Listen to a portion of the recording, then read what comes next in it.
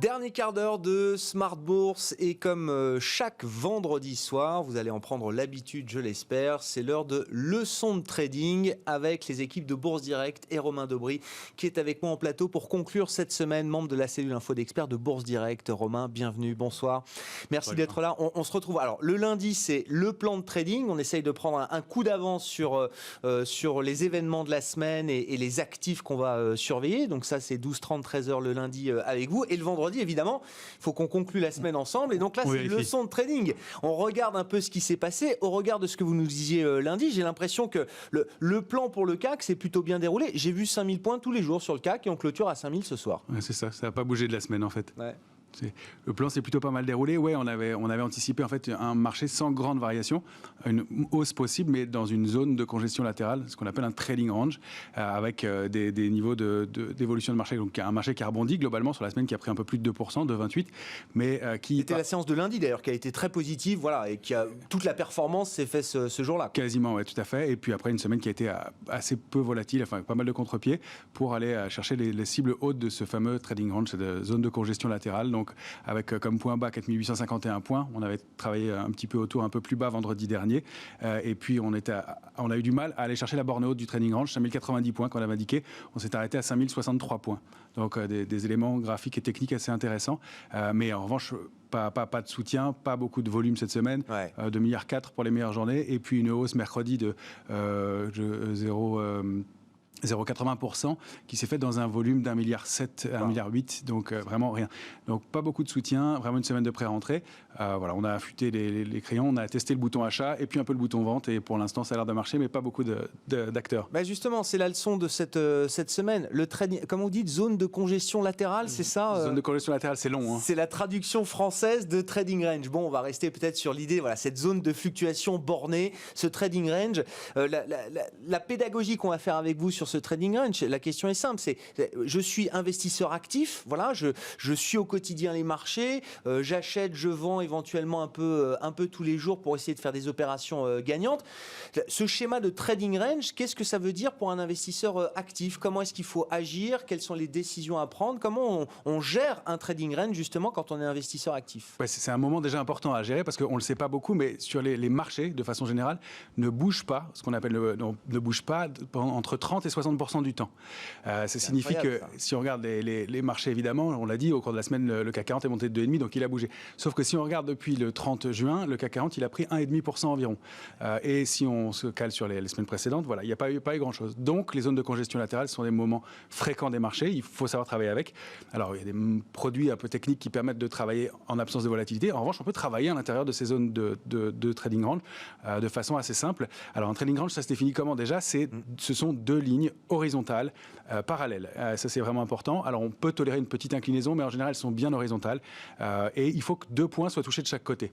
Pour nous, dans notre cas de figure, c'est bon, puisque depuis la mi-juin, le CAC 40 a touché les bornes, donc 4851 et 5090, au moins 3 fois de chaque côté depuis. Donc c'est pas mal, c'est même un signe de mollesse un peu du marché, mais en tout cas, c'est le cas. Après, une fois qu'on a identifié ces zones de congestion, on va regarder comment on peut travailler à l'intérieur. Donc, il y a deux options. Soit on attend d'en sortir pour prendre des décisions d'investissement, soit on travaille à l'intérieur, on fait des opérations de swing trading, des arbitrages, des allers-retours. C'était possible cette semaine. Hein, vendredi dernier, en achetant le bas du trading range, on visait donc en début de semaine le haut, 5090 points. On s'est aperçu qu'on n'avait pas touché la cible haute exactement, 5063 points sur le contrat à terme sur l'indice CAC 40 au plus haut. Et donc, voilà, un signe de faiblesse. Donc, c'est ce qu'on peut étudier aussi pendant la vie du range, c'est qu'est-ce qui se passe à l'intérieur. Ouais. Or, souvent dans un trading range, il y a une médiane, une droite qui donne à peu près la mesure de la moitié de la zone de congestion. Pour nous, c'était très visible cette semaine encore, 4973 points. Ça s'est articulé autour de façon intéressante, mais depuis lundi, on a réussi à s'installer au-dessus.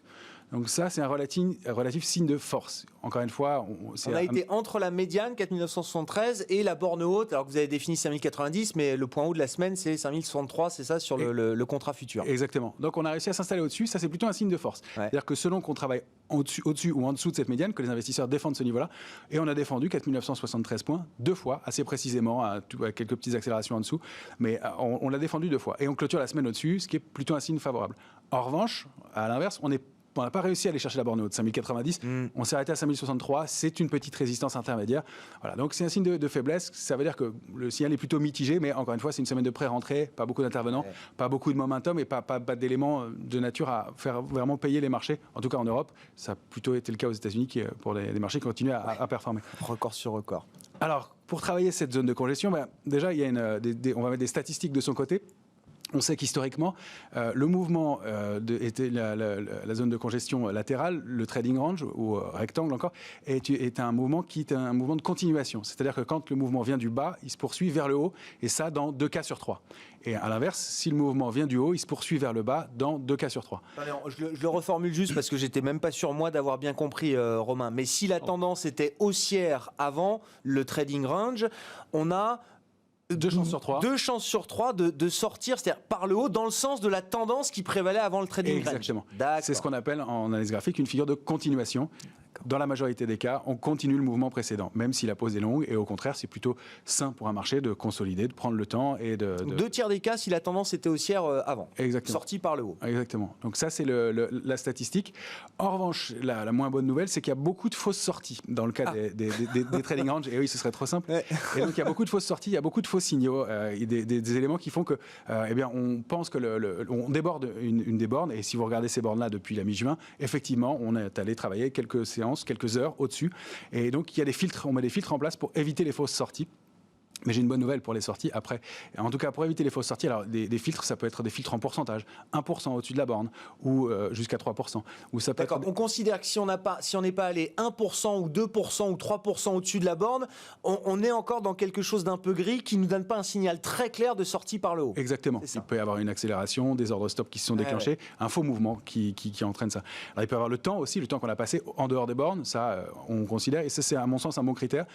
Une clôture, c'est bien. L'idéal, c'est 3. Maintenant, ça met très en retard sur certains mouvements. Donc, il y a ça. Il y a les critères de volatilité. On va être plus, on va laisser plus de marge d'erreur à une action très volatile qu'à une action qui sera plus calme et moins volatile et dans laquelle il y aura moins de fausses sorties probables. Donc, ça, c'est un des autres critères. On en a pas mal comme ça. Il y a le volume qui peut jouer aussi. Alors, le volume ne joue pas beaucoup à l'intérieur du trading range. Ça, c'est une bonne nouvelle pour la semaine. Mais on sort, s'il y a du volume, ça, c'est un signal plutôt positif. Ça, c'est un signal important. C'est un signal qui confirme. À l'intérieur, en revanche, c'est plus mitigé. Il n'y a pas de règles très claires et les théories se défendent sur le sujet. Ce qui est tant mieux pour la semaine qu'on vient de passer parce qu'on est monté avec vraiment quasiment aucun volume. Donc c'est plutôt favorable. Et puis il y a aussi la sortie sous forme de gap. C'est-à-dire que si on sort de la zone avec un gap, ça c'est un signe fort. Et dans la majeure partie des cas, un trou de cotation. On s'extirpe de la zone de trading range en allant marquer tout de suite des points beaucoup plus hauts que la séance précédente. C'est ça. On ouvre au-delà lundi prochain de donc 5090 points. C'est un signe très fort. Ça paraît peu probable, mais on ne sait jamais. Sait-on jamais. En tout cas, ça c'est un signe très fort. En revanche, quand on sort et que le signal est bon, il y a aussi une statistique qui est intéressante, c'est que dans 40% des cas, on revient s'appuyer sur cette borne-là, et donc ça laisse la possibilité d'avoir un point d'entrée. Alors, à ne pas confondre avec les faux signaux, il faut être capable d'identifier les deux. En revanche, la bonne nouvelle dans le cas de sortie, c'est que on a donc la possibilité, avec cette zone de congestion, d'aller mesurer un objectif assez simple, c'est la taille de ce trading range est en général l'objectif qu'on peut attendre dans un sens ou dans l'autre. Donc clairement, le trading range... Ça nous donne le potentiel en nombre de points, hein, ça nous donne le potentiel éventuel en cas de sortie par le haut. Exactement. C'est-à-dire que dans notre cas de figure du CAC 40, on a une borne basse 4851, 5090 en haut, ça fait 239 points de trading range. On peut escompter un mouvement haussier de 239 points si on sort franchement, ou baissier de 239 points si on sort bas. Donc ça fait 5329 en bas et 5329 en haut, et 4612 en bas en cas de sortie. Donc ça donne des objectifs, et les objectifs sont assez bons. Le chiffre est important aussi, puisque dans ce cas de figure-là, quand on sort par le haut, dans 90% des cas, on va toucher cette borne au moins, donc cette extension d'une taille équivalente au trading range. Dans 90% des cas, donc ça c'est très bon. À la baisse, c'est un peu moins bon, c'est 70% des cas uniquement. Donc un peu moins bon, mais c'est quand même une probabilité très forte, et en analyse graphique, des probabilités de cet ordre-là, c'est quand même assez extraordinaire. Ce sont des cibles minimales, elles peuvent toujours être dépassées. Bon. Et donc là, ça veut dire que la situation dans laquelle on se trouve à l'issue de cette semaine est plutôt globalement positive finalement. Plutôt globalement légèrement positive, puisqu'on a réussi à s'installer au-dessus de la médiane. Le petit bémol, c'est de ne pas avoir réussi à chercher la borne haute, mais encore une fois, on part d'un mouvement qui est parti de 4833 points vendredi dernier, et en l'absence d'événements majeurs et d'un gros investisseur, c'est plutôt pas mal. Donc effectivement, c'est un peu favorable. On a en plus une petite oblique, ça c'est de l'intraday, mais qui se dessine au-dessus de 5035 points, et qui fait que si on arrive à la franchir, on a de bonnes chances d'aller chercher un peu plus haut. Merci beaucoup Romain pour Merci, cette pédagogie de trading, mais c'est un rendez-vous qu'on va vraiment graver dans le marbre, hein, parce que je pense que c'est important pour tous ceux qui nous écoutent, tous ceux qui s'intéressent ou qui veulent s'intéresser au marché. Il y a cet aspect technique, faut pas le négliger. Il y a la gestion fondamentale, il y a l'analyse, il y a plein de manières de traiter les marchés, mais la partie technique est une partie importante, d'autant plus quand on est un peu investisseur actif. Effectivement, il faut se repérer avec ces signaux techniques. Là, c'était le trading range. Vous nous avez parfaitement expliqué, Romain. Merci beaucoup d'avoir été avec nous. On vous retrouve lundi. Du coup, là, ce sera le plan de trading.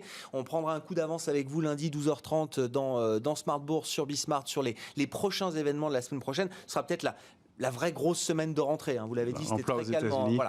Emploi US, et puis sans doute que beaucoup d'opérateurs de marché seront à nouveau derrière les écrans. C'était peut-être pas encore totalement le cas cette semaine. Merci beaucoup, Romain. Merci, Romain Daubry, membre de la cellule info d'experts de Bourse Direct, avec nous. Donc, vous l'avez compris, le vendredi et le lundi dans Smart Bourse. Très bon week-end à toutes et à tous sur Bismart, bien sûr. Et donc, Smart Bourse revient dès lundi, 12h30 en direct.